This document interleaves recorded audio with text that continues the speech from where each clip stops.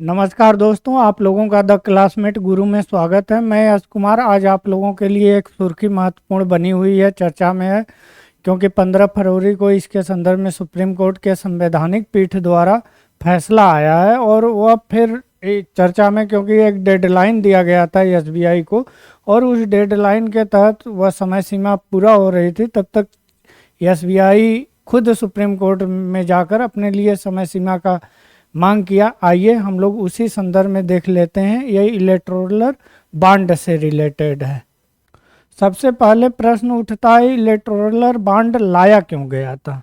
उसके पीछे लाने के पीछे गवर्नमेंट का जो मानसिकता थी, यह पारदर्शिता नहीं थी। पारदर्शिता का यह तात्पर्य है कि जो चीज़ें आपको एक पार्टी को कोई चीज़ मिल रहा है तो उसको भूतल पर लाना, ताकि जनता जो कि उसको चुनाव जिसको भी वोट दे रही है यह मालूम चले कि किसको कहाँ से कौन पैसा मिला था। यह सुप्रीम कोर्ट के फैसले में अपना मेंशन किया गया था।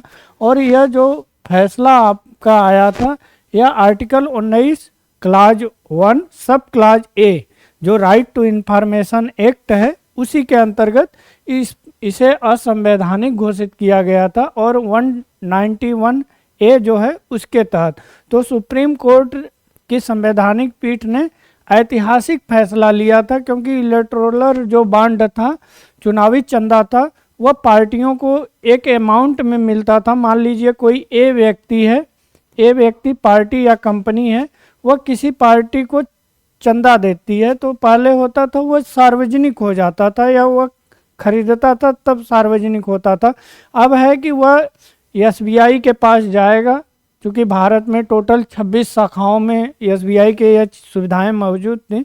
वहाँ पर वह एक इलेक्टोरल बॉन्ड खरीदेगा, चुनावी चंदा, और उसमें तमाम अपनी जानकारियाँ देगा। और यह जानकारी फिर बाद में जिस पार्टी को दिया गया है उसके पास सिर्फ यह चंदे के रूप में पहुँचेगा, जो अमाउंट है। और यह 15 दिनों के अंदर उसे भजाना पड़ेगा, नहीं तो फिर बाद में यह राष्ट्रीय जो फंड बनाए गए हैं, प्रधानमंत्री राहत कोष, उसमें यह पैसा पूरी तरह चला जाएगा।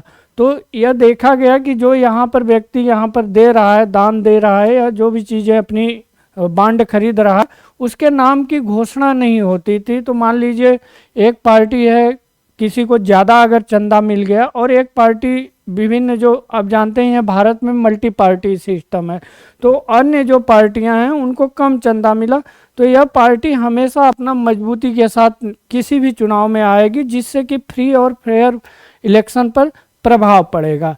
तो उसी को लेकर, इलेक्टोरल बॉन्ड को लेकर सारी जानकारी सुप्रीम कोर्ट ने एसबीआई को 6 मार्च तक देने के लिए कहा था।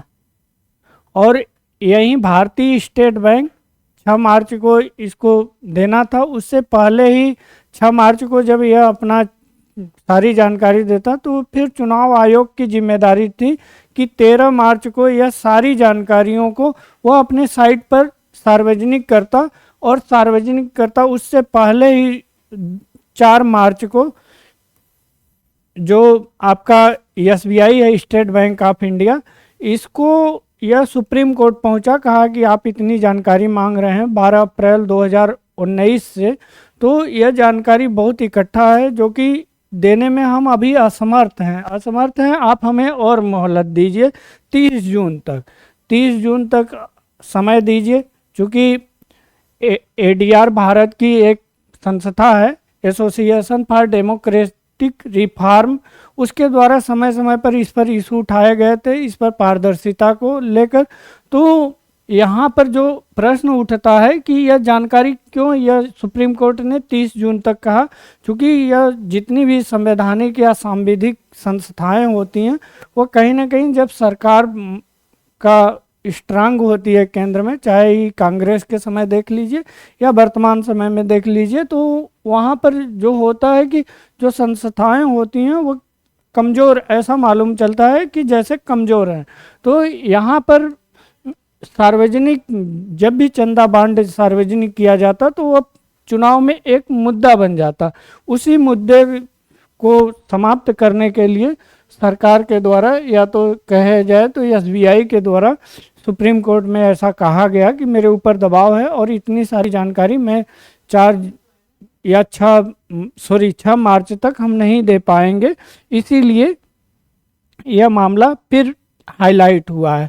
यह पहला जो आपका डेडलाइन दिया गया था यह आपका 6 मार्च 2013 था। उसके बाद 13 मार्च 2024 को यह जानकारी जो थी सुप्रीम कोर्ट को अपनी साइट पर सार्वजनिक करनी थी कि कौन सा व्यक्ति किस पार्टी को कितना चंदा दिया है या कोई कंपनी कितना चंदा दी है।